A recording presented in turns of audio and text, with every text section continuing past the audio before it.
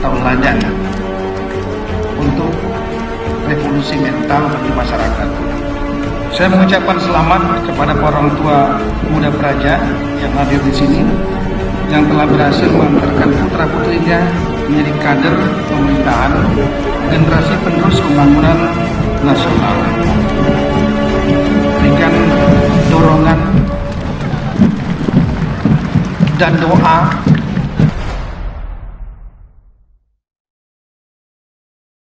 Assalamualaikum warahmatullahi wabarakatuh. Selamat datang kembali di channel Falah Bilhuda. Nah, kali ini saya punya informasi untuk kalian yang ingin mengikuti sekolah kedinasan di Institut Pemerintahan Dalam Negeri atau IPDN yang merupakan bagian dari Kementerian Dalam Negeri. Nah, jika kalian tertarik untuk melanjutkan pendidikan kalian di IPDN ini, ada beberapa persyaratan yang harus kalian penuhi. Seperti apa sih? Misalnya, sebelum saya sampaikan hal tersebut, ada baiknya buat kalian yang belum subscribe channel saya ini, silakan untuk kalian subscribe terlebih dahulu. Jangan lupa pula untuk kalian nyalakan loncengnya, dan jangan lupa pula untuk di like dan di share, biar informasinya tidak hanya berhenti di kalian saja, tapi juga bisa bermanfaat untuk orang lain yang membutuhkan sama seperti kalian. Baiklah teman-teman, di masa-masa atau saat-saat lagi trennya mengikuti sekolah kedinasan atau banyaknya orang yang bercita-cita untuk menjadi PNS, tapi mungkin gagal pada saat rekrutmen CPNS pada saat perekrutan umum seperti di 2017, 18, dan 2019. Nah, buat kalian yang masih pengen jadi PNS dan memiliki kualifikasi pendidikan minimal SMA, kalian punya harapan untuk ikut di sekolah kedinasan, di mana ketika nantinya kalian sudah lulus, kalian akan bisa jadi PNS. Salah satunya yaitu di IPDN, di mana ini merupakan salah satu sekolah kedinasan yang lumayan favorit lah dari tahun ke tahun, selain di STAN ya pastinya. Karena kalau STAN itu memang hampir banyak orang pengen jadi masuk STAN, dan IPDN salah satu yang favorit juga berdasarkan di beberapa tahun terakhir.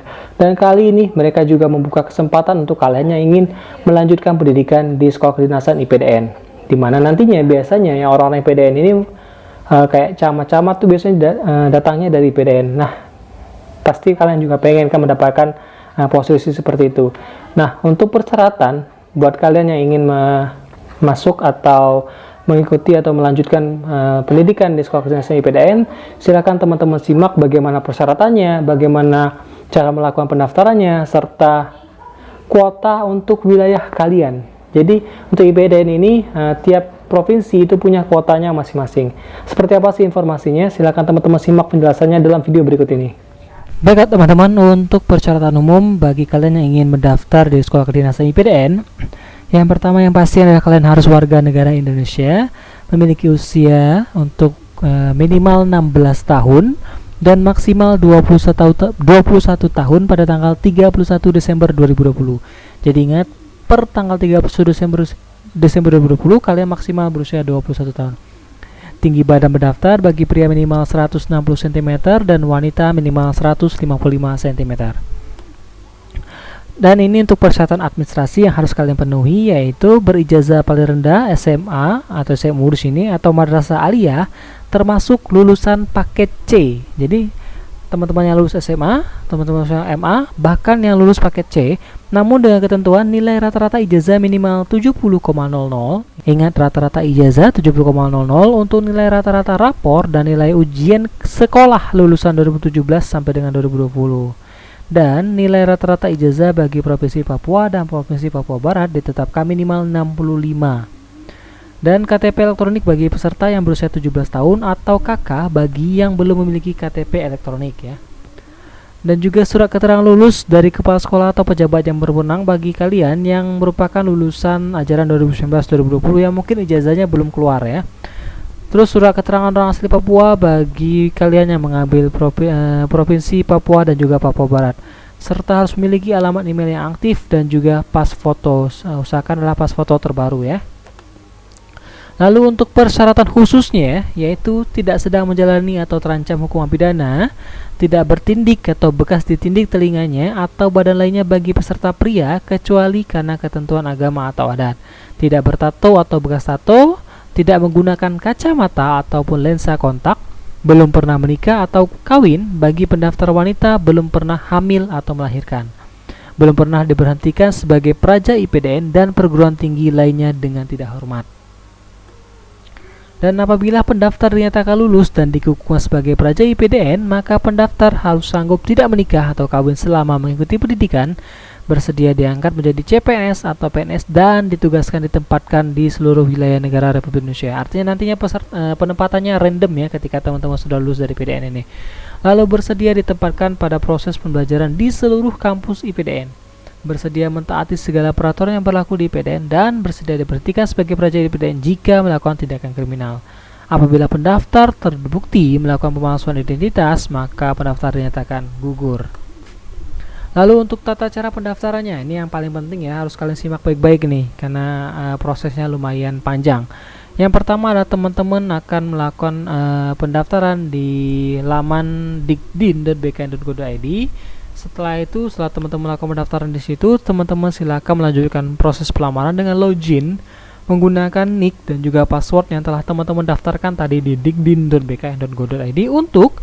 Jadi di sini nantinya teman-teman akan mengisi biodata calon peserta seleksi, mengunggah scanning dokumen, yaitu yang terdiri dari KTP elektronik bagi yang sudah 17 tahun, dan yang masih di bawah 17 tahun tadi bisa mengunggah kartu keluarganya dengan format JPG ukuran maksimal 200 KB.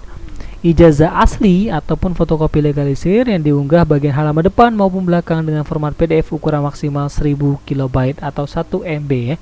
Unggah halaman depan dan belakang, jadi dijadikan satu file saja. Lalu SKL bagi yang lulusan 2019-2020 yang ijazahnya keluar, lalu juga surat keterangan orang asli Papua bagi yang mendaftar di formasi Papua dan juga Papua Barat, dan pas foto berwarna tidak hitam putih ukuran 4x6 dengan menghadap ke depan dan tidak memakai kacamata serta mengenakan kemeja berwarna putih dengan format JPG ukuran maksimal 200 KB. Di sini tidak ditentukan backgroundnya merah ataupun biru ataupun apapun. Lalu dalam dokumen KTP elektronik atau KK dan ijazah mencantumkan data yang sama untuk nama dan tempat tanggal lahir, lalu kemudian mencetak bukti registrasinya. Nah, inilah tahapan dan jadwal seleksi bagi penerimaan calon praja IPDN tahun 2020, di mana yang pertama untuk tanggal 8 sampai tanggal 23 Juni 2020, teman-teman harus melakukan pelamaran pendaftaran secara online, yaitu melalui dikdin.bkn.id. Di sana teman-teman akan buat akunnya, lalu juga login kemudian dengan nick dan password yang telah didaftarkan tadi, lalu memilih sekolah kedinasan yaitu IPDN dalam hal kali ini, dan juga melengkapi prosedur atau mengikuti biodata dan upload berkas-berkas yang diperlukan.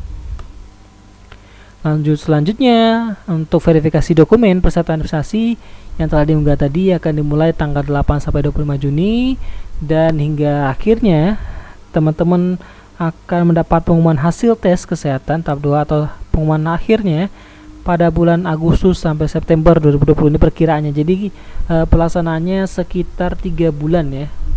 Kalau patuhirnya juga dia laksanakan antara Agustus sampai dengan September. Dan registrasi ulang calon praja yang bertempat di IPDN Kampus Jatinangor itu juga diprediksi antara bulan Agustus sampai dengan September. Dan ini adalah kuota calon praja IPDN dari masing-masing provinsi. Bisa teman-teman lihat sendiri dan coba dicari untuk provinsinya masing-masing, dari Aceh sampai ke Papua Barat pun ada. Termasuk juga di provinsi baru yaitu Kalimantan Utara pun juga kebagian kota yaitu 15 orang. Silakan teman-teman cek sendiri kuota dari provinsi teman-teman. Kalau saya lihat di sini yang paling banyak itu berasal dari Jawa Timur ya dengan 82 kuotanya, diikuti oleh Jawa Barat dengan 60 kuota. Jadi ya untuk teman-teman yang mungkin daerahnya cuma dikit kuotanya harus berjuang lebih ekstra lagi nih. Nah, hal-hal penting lainnya yang harus teman-teman pahami dalam rekrutmen IPDN tahun 2020 ini adalah semua prosesnya itu tidak dipungut biaya, kecuali pada tahap seleksi kompetisi dasar dikenakan biaya penerimaan negara bukan pajak SKD sebesar 50.000 per orang. Jadi semua prosesnya tidak dipungut biaya kecuali untuk pelaksanaan tes SKD yaitu 50.000, dan ini memang masuk dalam penerimaan negara bukan pajak. Jadi memang pungutan resmi ya, bukan pungutan liar. Dan juga tata cara pembayaran biaya SKD dapat dilihat pada laman dikdin.bkn.go.id sesuai kode billing yang dikeluarkan oleh BKN. Dan untuk pengaduan terhadap proses pendaftaran SPCP IPDN tahun 2020 dapat teman-teman sampaikan melalui email berikut dan juga call centernya yang tersedia mulai tanggal 8 sampai tanggal 23 Juni 2020 pada jam kerja saja, oke?